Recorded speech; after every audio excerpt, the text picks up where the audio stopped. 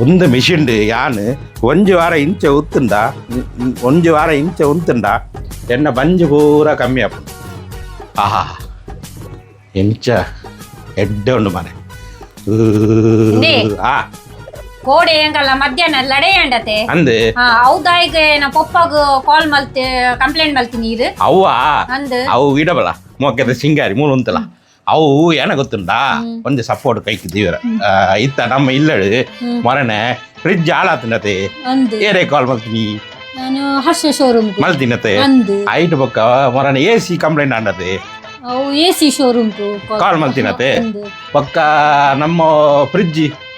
ಹಾಳಾತಿನತೆ pike ಕಾಲ್ ಮಲ್ತಿನತೆ ಅಂಚನೆ ಯಾನ್ಲ